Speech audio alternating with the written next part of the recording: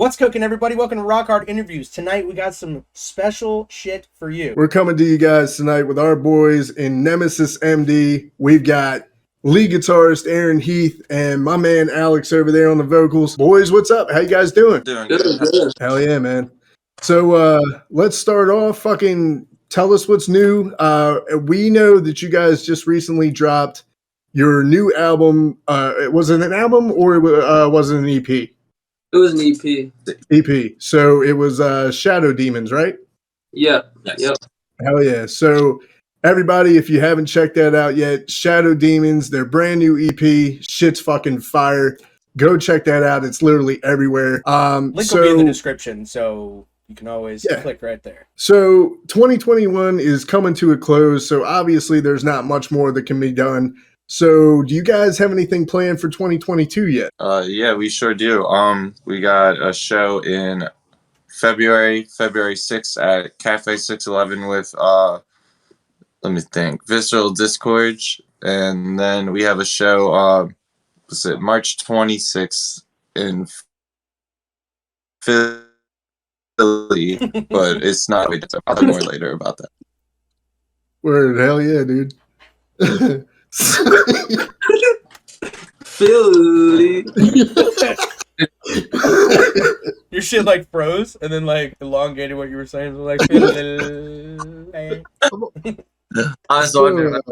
We also have like a little weekend tour thing planned in June, but that's also like, not done yet either. So how long did the EP take you guys to record?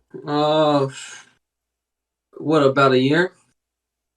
Yeah, I guess in the longevity of it, because we started one song, I want to say last December, and then we really started like hitting the studio hard in about like April. Yeah, so it took about a year to record it and get all the art and all that stuff set up with Slam Worldwide and get the release and all that stuff. So it took about a year to get that all done from start to end. What exactly was like the toughest spot through recording this whole EP that you would say? Definitely the vocal member changing, because so we recorded all the instruments. I was still on bass, so we were doing all that, and then Jesse, our old vocalist, joined the Navy, so that kind of put a hold on it. We tried to make it work. Ultimately, after a little bit, we just decided to part ways, and no hard feelings or anything.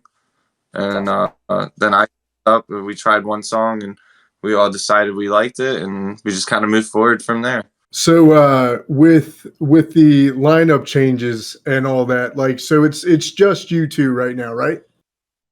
Yes. Yep. Okay. So is there plans to fill the lineup in the near future, or are you guys comfortable just working with each other right now? What's the deal?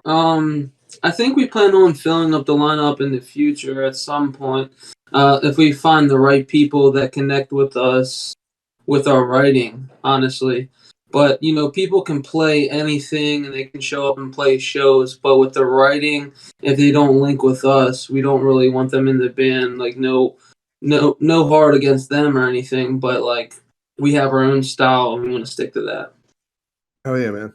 So it's like a business or anything else, right? You got to have something that has guidelines, and this is where everything's at. You have to like click with us, mesh with us, all that stuff, because if not, the natural aspect is going to be gone, right? You always want people you got chemistry with. That's a very smart move. So what would you guys say your influences, like what influenced you to write this new EP, and how would you say it differs from your earlier work? Aaron, you want to start?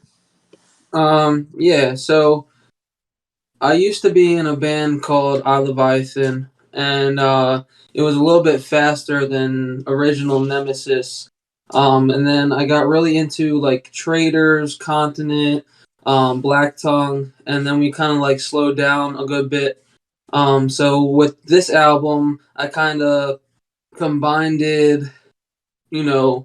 old I Leviathan and old Nemesis and combined them into like our own thing, and then we added some death metal parts and just did stuff that not a lot of people do. And with Alex, with the way his vocals are compared to Jesse's, with that faster tempo, it just sounded right, 100%. I guess lyrically for me, I'm trying to think because Christ, I listen to so much shit. But yeah, I'm trying to think, but it'll come back to me.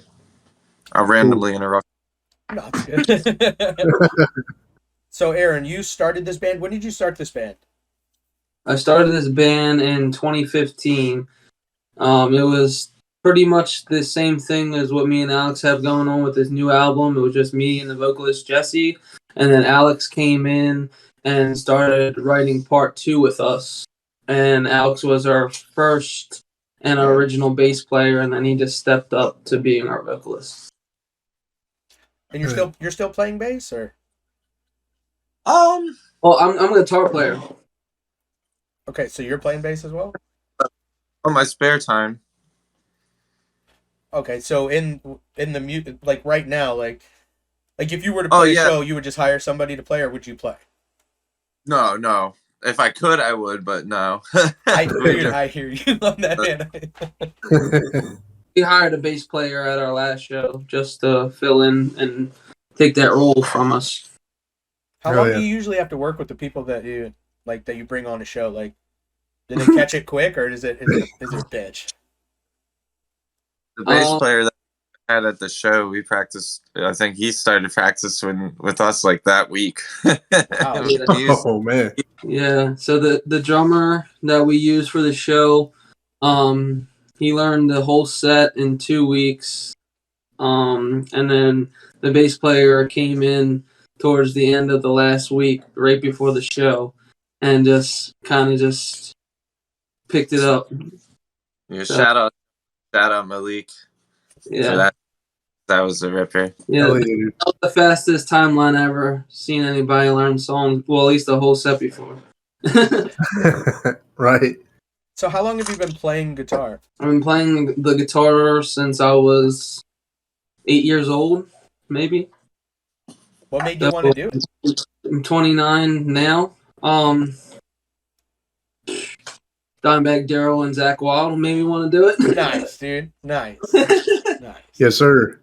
No, I hear that. Yeah, for all the people who don't know, me and this kid grew up together. Like literally, we're neighbors up until the point that I was 17, and yeah, literally, I've been playing since I was 5. He's been playing since he was 8. Like music, we fucks with music. So yeah, it's dope to see you still doing your thing, brother. Really cool, man. That is awesome. Matter of fact, it's awesome to see you being just you two guys and then still doing it. You know what I mean? And still believing in it and staying 100% loyal to each other when it comes down to it. Because that's a hard thing to do, is have a band that's supposed to be a bunch of people and keep it running with 2 people, you know? Yeah. I wanted to ask you, Alex, I saw now, not to stir the pot or stir anything up, but I am curious about how you feel about it. I did see you guys posted your EP up on YouTube, and some of the comments in there, people were kind of going at your vocal style, saying that they were kind of missing Jesse a little bit. Does that bother you at all? Or are you just like, hey, fuck it, I'm here now, job's mine, motherfucker? Yeah, I was gonna say it doesn't really bug me. It's like, the whole, like, any press is good pressing, and of course people are gonna miss Jesse, and I fully expected that, and I know I'm not him, but it's at the same time I'm not gonna try and beat him either, because Thank God. I'm not him. Right. You know what I mean? Like, he has his style and I have mine, and they're 2 different things. And if I try to sound like him, it's just not even gonna sound right to me, at least. So yeah, very true. Yeah, I think that's a big mistake for someone to, you know what I mean, a different person try to be the original. You know, like, that just wouldn't, it's so, like, fake and not real or natural, you know? Yeah. No, in my opinion, when I stepped up, I was just like, well, he did it his way, but like, this is how I want to do it. So like, we'll see how it goes and see how people like it. And if people don't like it, that's cool. But some people do like it, so we'll just try and continue off of that. That's awesome. Yeah. Or at our last show, we played Protrudum, where Jesse did vocals on our last album, and Alex killed it, man. It definitely sounded different, but I mean, it was still just as good. So when did you like start screaming and being brutal, and realizing you could do some shit like that? It was probably, I want to say, around 2010. I started a band called Nakota with like a bunch of friends of mine, and we did that for about 5 years, and that was pretty much the start of it. And then while doing Nakota, I actually was in a band with Aaron, and that's what started like our friendship and eventually led to Nemesis. Gotcha. So what band was that? Because I know. So let me see. I'm gonna drop some knowledge here. Let me see if I'm right. You tell me if I'm right, Aaron. So the bands that I know that you've been in is fucking Save Our Sins, Archetype, I Leviathan, and fucking Nemesis. Am I right? Am I missing any? No, that's all. I knew it. Damn, I'm good. Damn, he knows his fucking shit, boy. Oh no shit. Yeah, and Alex was the vocalist. Well, the second vocalist. Cody Machuca was the first vocalist of Save Our Sins, but he was the first vocalist of Archetype after Save Our Sins. Yeah. Cool. And then Alex was doing his own thing while I was in I Leviathan, but we played shows a lot together, and then Nemesis just came along. Right. Like, so Nemesis happened, and did you go to Alex, or was Alex already involved in the creation of Nemesis, or? No, Alex was interested in being our bass player on part one. Me and Jesse wrote that album, but the second album, Alex played bass on that album, and did his own thing there. So I would say that Alex was, in that album. I mean, Alex is our first bass player, so I mean, he I think that I consider Alex the original member, even though me and Jesse started the band, because he's our first bass player, and he definitely pitched in on the writing. Well, yeah, I guess that makes sense, right? The original bass player, the first one. Somebody who I want to shout out is Sheamus Mcsorley, which is our recording artist and our producer. He definitely helped us write a lot of riffs.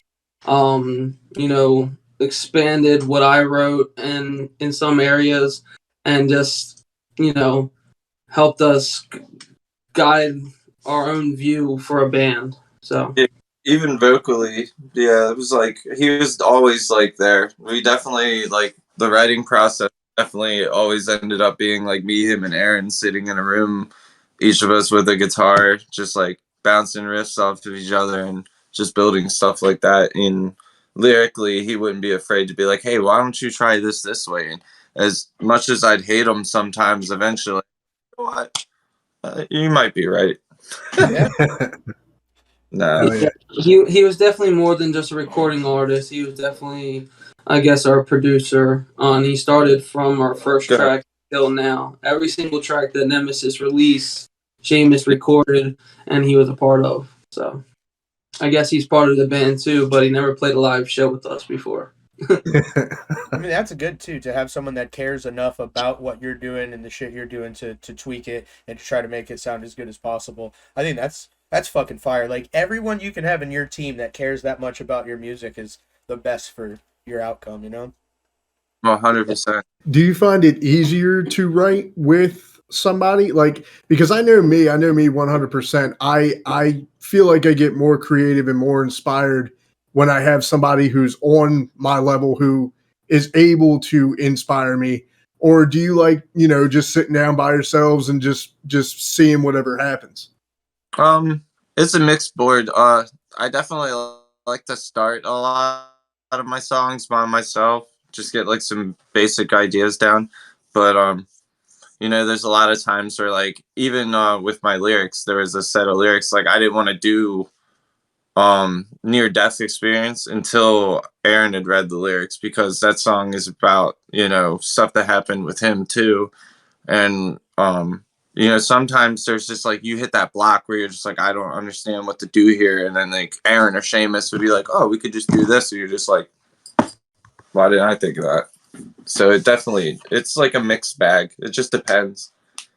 Gotcha. I like working with another guitar player that is up to around my skill level, but in a different way. Like they have a different background, somebody that they looked up to that I didn't look up to. But like when we combine riffs, we're like, holy shit. Or like when I write a riff and he puts like a lead over top of it, and I'm like, wow, that sounds really good. Like I didn't think of that, and he did. So, you know, that's awesome.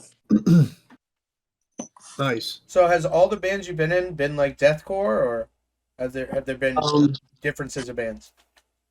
I mean, like metalcore, post-hardcore. I mean, Save Our Sins was like post-hardcore. Archetype was like metalcore, and then Leviathan and Nemesis are deathcore, and Nemesis is also considered, well, before down tempo, but not so much anymore. But we still have down tempo spots. So near death experience. So what is that song about? So it's about well, it's about like two things. So it was partly about Aaron and his stroke that he had back in, what was that, 2008, Yeah, 2008, 19, yeah. Yeah. Wow. And it's you know, I also had like a traumatic experience where like I, you know, had a near death experience, or whatever you want to call it, that silly stuff that you see while you're all fucked up on the way to the hospital. You know, it's nothing crazy, nothing too crazy. But no, so I basically wrote it on It's the not crazy, almost die, guys. It's not crazy. Nah.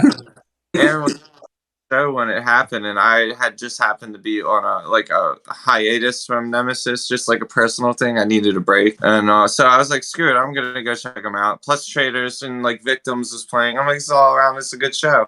Ryan was there, and you know, Aaron collapsed. Right. I literally caught him in my arms. Yeah. So like it's just about like two different perspectives kind of like seeing the world and like how we view it after like that. And me just kind of like being, I don't really want to say empathetic, but just being like, I understand what you went through, because like I've had my own. Right.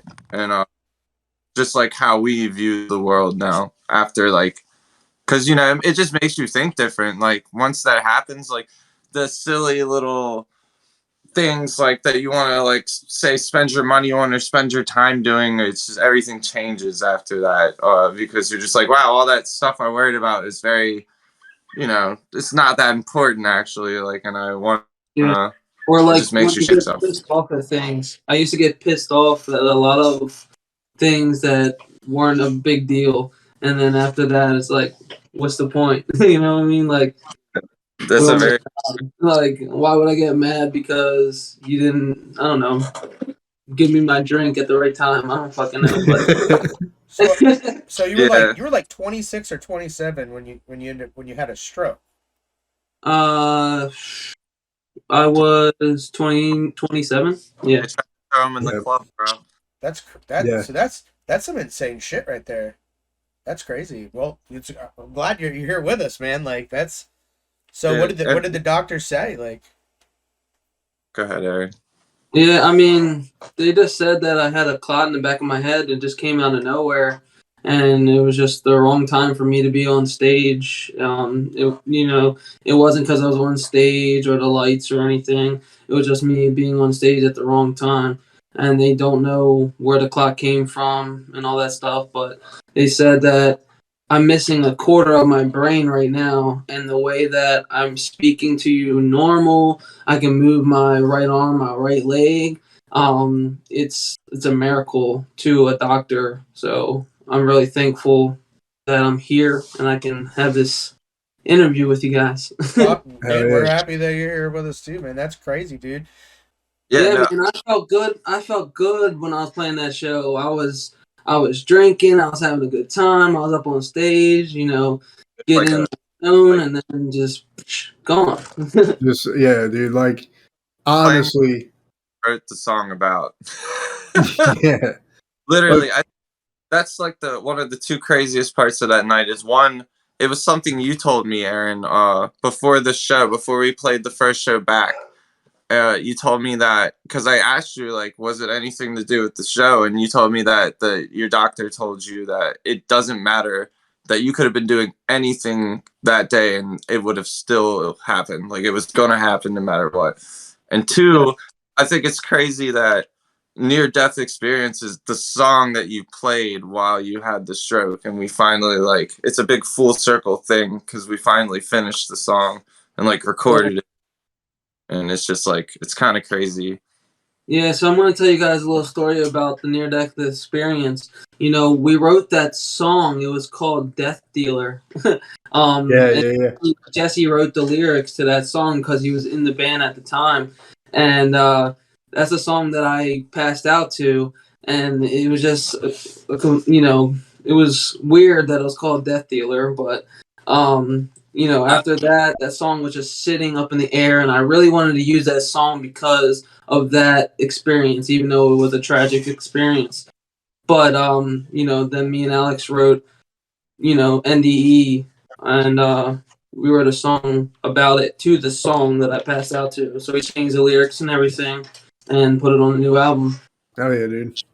Yeah. I mean, like one of the things that honestly, like, and I totally agree with you guys too, man. Fucking from that experience that happened to you, my whole way of thinking changed as well because like I said, literally him and I like I said, grew up together. Our birthdays are fucking weeks apart from each other.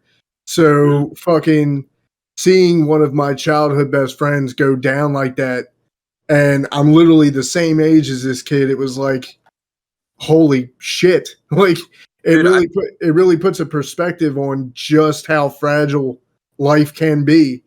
And Yeah. I like honestly, like I said, I'm super stoked for you, bro. I'm super proud of you for even attempting to try to do this again.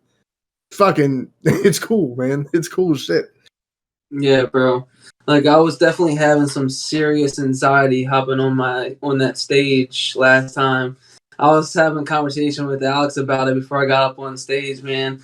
But I mean, you know, the doctor said it wasn't the show, but you know, that's what happened last time. I was freaking having some serious anxiety about it. But once I got up there, I was having the time of my life. So, you know, I did it again. It didn't happen to me. I'll hop back on the stage as much as possible. It's that association, right? It's a traumatic thing that happened, and you're going to associate with, like, it was like when I was young, I had a traumatic stomach flu. I know this is nothing like a near-death experience. I'm not patronizing anybody. It was really bad because I was eating pizza rolls, you know, and I love those fucking things. But it just so happened I got a stomach virus at the same time I was eating them. So the only thing I was throwing up were the fucking pizza rolls. So then I couldn't eat them after that because, in my head, the association was they made me sick. It's ruined for you. Yeah. It's like, man, we're talking about near-death experiences. Bitch is talking about pizza rolls. I'm fucking talking about Tostinos and shit. Traumatic stomach aches. Boo-hoo, motherfucker. I almost died. Yeah, well, I had the runs once. When I was 12, okay. Oh shit. So the band right now is Nemesis MD, right? Yes. Yeah. So we love Ghost BC, and they dropped the BC. Are you guys ever thinking about dropping the MD, or is it one of those things that you had to put there because searching Nemesis was a nightmare, or is it just a thing you want to add? Aaron, I'm gonna let you tell the story. All right. So we added the MD because, you know, searching Nemesis was a nightmare. That was one of the reasons why. Right. But we didn't want to change our logo, change our name, and, you know, we were like, whatever.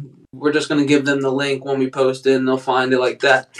But we have this band named Nemesis from Europe or something hit me up and saying that they're going to sue me for using the Nemesis name No. because they cursed. And they had a lawyer and everything trying to sue us. Like, you know, Like, it's not like we're fucking Metallica or anything. Like, we don't have the big bucks over here. That's kind of bittersweet because then they heard about you. Yeah. This is after we broke down North Carolina too. Yeah. So I got an LLC from a lawyer, and we changed our name to Nemesis MD, and we were like, "Fuck you." We were gonna keep our name, but we're just gonna add the MD after it. Fuck yeah. Oh yeah. So I mean, how big would you have to be? How big would you have to get before you could drop the MD and then sue them? Now it's like part of the logo, and I like it now. Cool. I feel like I'm like part of the band name, and I feel weird if I dropped it. Yeah, gives you guys your identity, man. It's who you are. Yeah, because like even like we were talking about before this started. If I do move to a different, did I lag? Did I lag? Yeah. Big time. Big time, bro. Second, everyone froze. So where'd I cut out at? Just that whole thing.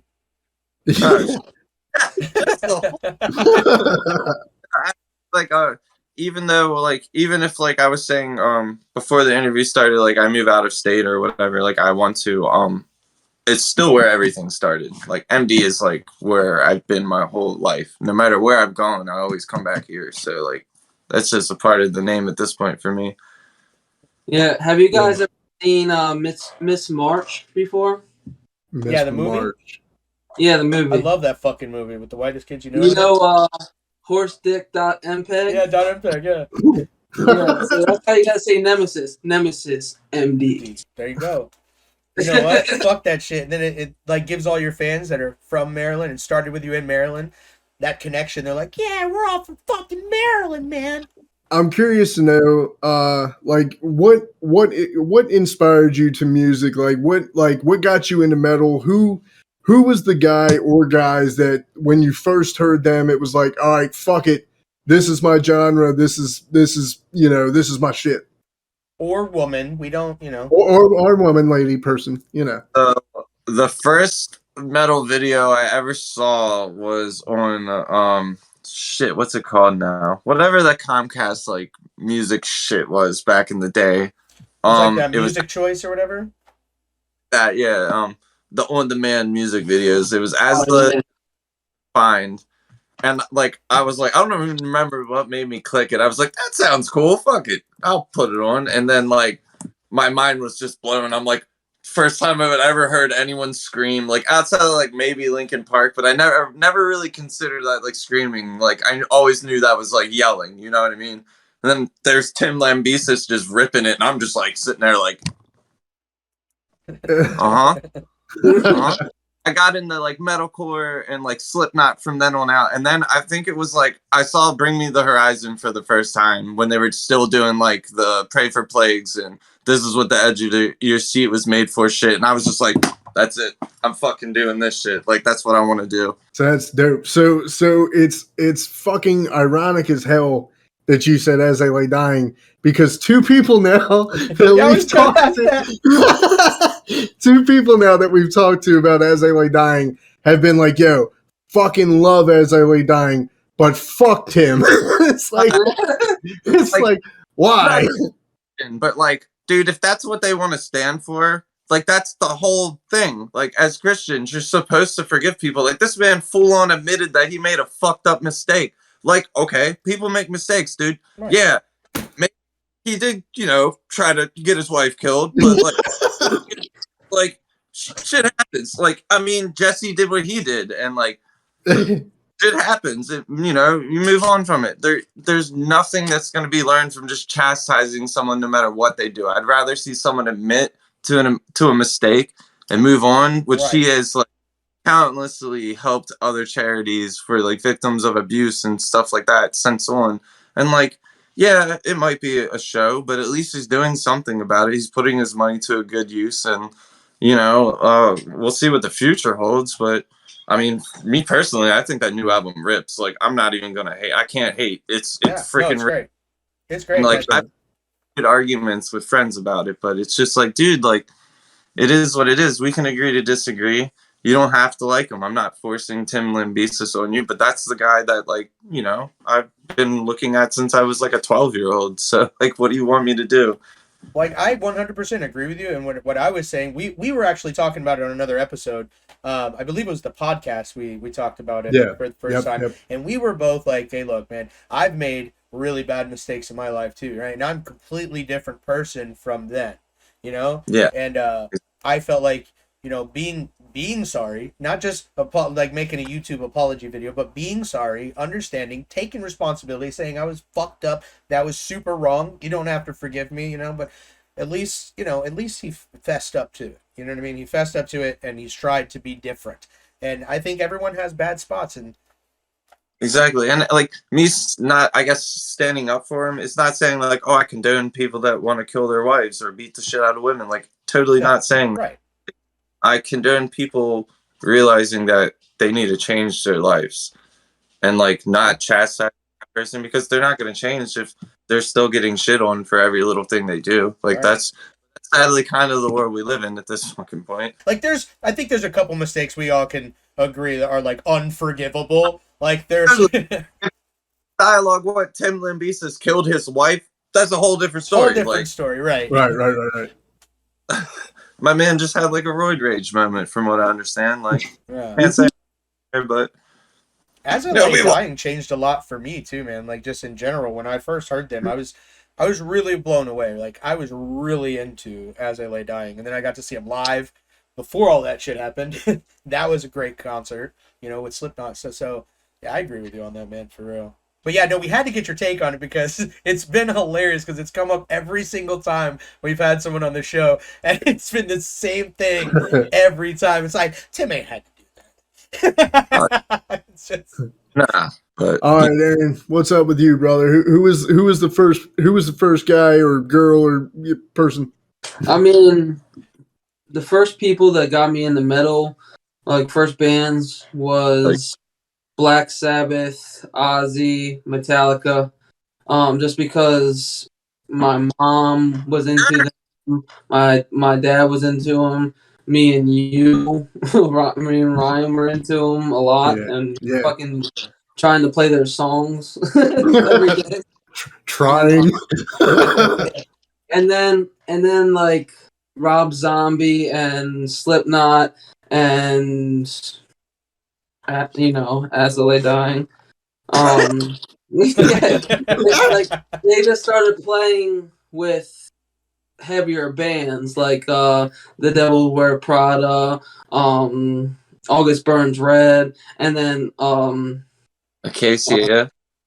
yeah, Suicide Silence, and then I got into them, got into, you know, then I went to a Suicide Silence show, and there was openers for that show, and you know, there were newer bands, and I just got into that genre. Like, wow, you can drop the tuning that low, or you can scream like that. Like, I was just out and about for the heavy shit. Speaking of Suicide Silence, man, I feel like ever since the passing of Mitch Lucker, man, like I feel like Suicide Silence has been one of those bands that kind of is now like swept under the rug. Like they're still there, but like I don't know if they'll ever get that hype back when they had Mitch. What do you guys think? So I think the first album with Eddie on it back was kind of rough for me. It was like even like the live video. Really? But All Shall Paris was amazing. Yeah, and I right.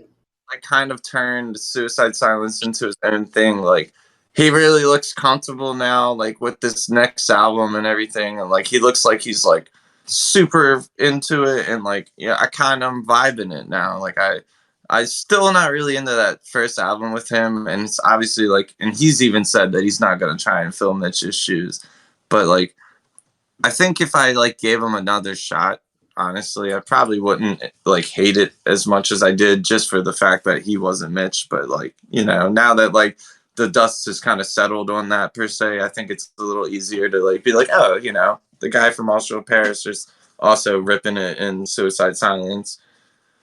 Well, I don't think that they'll ever get the hype back that Mitch brought to the band. I don't ever think that would ever happen with that band again. But I'm happy that that band is still existing. I mean, Mitch is not around anymore, and I mean, it is what it is. But with Chelsea Grin, the original vocalist, I thought that he was good, and they were very popular back then. But now they have a new vocalist named Tom, and Tom is killing it. I think he's killing it more than the original vocalist Alex. Yeah. So I mean, I guess I don't know if Mitch Lucker just had the hype and everybody fucking loved him, It was or the or just Tom just kills it in Chelsea Grin, because I think that Tom was one of the best vocalists that took like a old school original vocalist spot and just straight still killing it, and everybody loves that band. Oh yeah, man. I think like what happens is like with Mitch and Suicide Silence it was perfect, right? It came together and it just was amazing. It was fucking perfect. And then sometimes it you just can't remake that perfection. It just doesn't happen like that again. Sometimes you got to call it quits, but on the other flip side of that, sometimes the second singer is that perfection. You know what I mean? With Chelsea Grin, and like I hope Suicide Silence can. dude. But I'll put it this way, like on the same note of what you were just saying, like completely different band, but like so I See Stars. I don't know if you've ever followed like their journey. They started out with two vocalists. Literally, I followed them since they were like just a local band, basically. I don't even remember how I stumbled upon them, but I did. And I'm like, all right, they're cool. And they were coming up with Weak Heart at the same time. So I'm like, I'm following these two because they're going to get signed and it's going to be cool.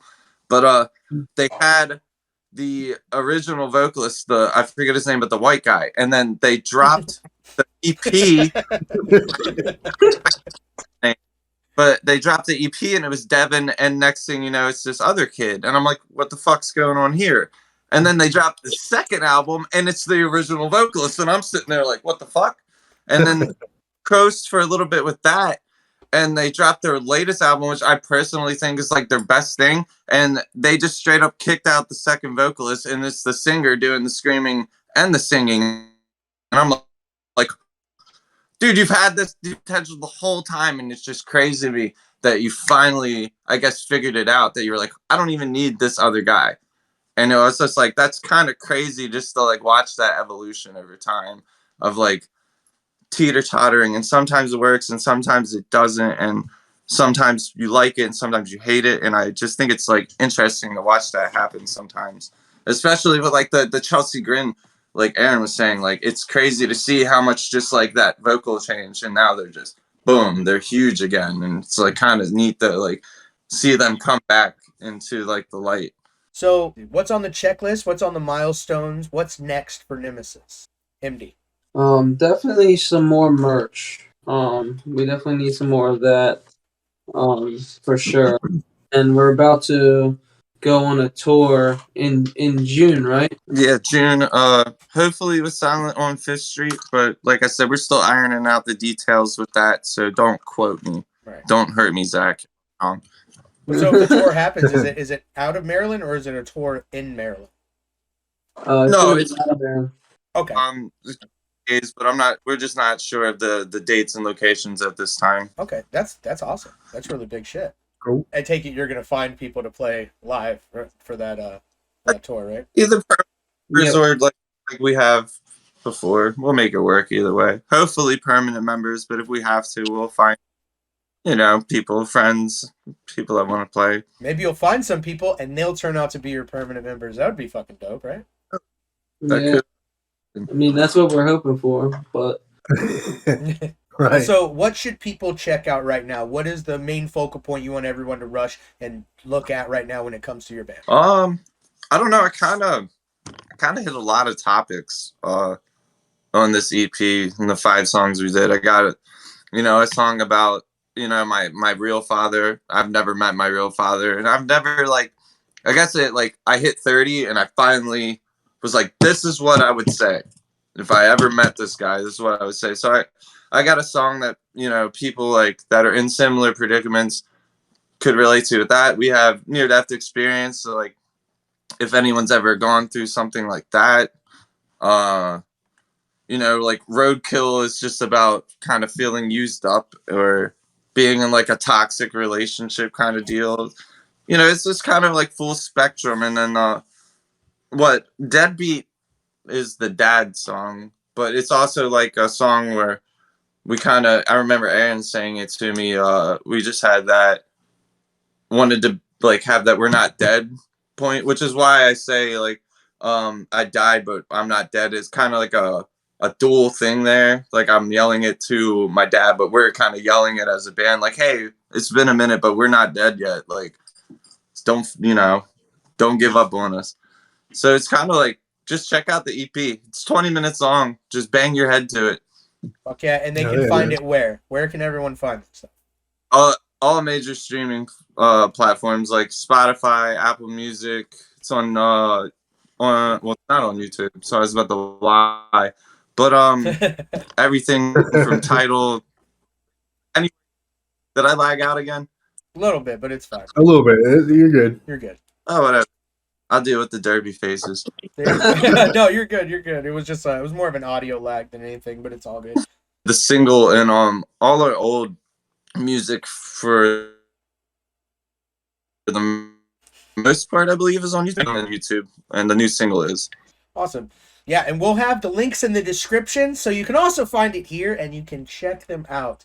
I think this band is worth following and supporting. The drive is amazing with you guys. I think the chemistry you guys have to work together to make it work, the constant grind, the fact that you want to stay on the grind and keep working, I think you're a definite band to follow, because there's a lot of people that would just give up. They would just give up, say, hey, it's been too fucking hard, fuck it, we're out of here. But you guys seem to love what you're doing and really, really fucking believe in it, and that has my full respect, 100%. And I listened to Near Death Experience, was the first song that I heard from you guys, and I was like, fuck, dude, this shit is super brutal, but it was super awesome, right? Thank you. Yeah, I really enjoyed it. So, speaking of... Oh, go ahead, bro. I was saying, definitely check it out if you ever just like want to beat up something or someone. I don't know why I thought you were going to say, yeah, just check it out if you want to beat off, I mean, whatever works, right? So, speaking of tour, guys, so I asked this question to Orion. I'm curious what your guys' answer is going to be. So, if you guys had to put together your dream tour, 4 or 5 bands, it can be either in your genre or outside your genre, who would it be? Like, who would I tour with, or who would I want to see? Who would you want to tour with? Ooh, fuck. Definitely North Lane, 100%. Like, I know it's different, but I would have to say that. I already know Aaron's going to say the Acacia strain, so shut your fucking mouth. Yes, sir. But no, if I had to choose, I'd say, like, I'd like to do, like, a North Lane, Alpha Wolf, Dealer. I gotta think of Veil Maya tour. That would be amazing to me. Cool. It would be pretty cool to open up for Slipknot, though. That's like Yeah, all yeah. Yeah, but I mean, yeah. I'll shut up. I should have said. Bro, if you open up for Slipknot, we'll be your roadies for that show, me and Rye. No, straight up, dude. They're gonna be like, guys, you have like 100 roadies. I'll be like, I swear to God, they're all doing something. Like, just fire everyone else. Me and Ryan will do everything.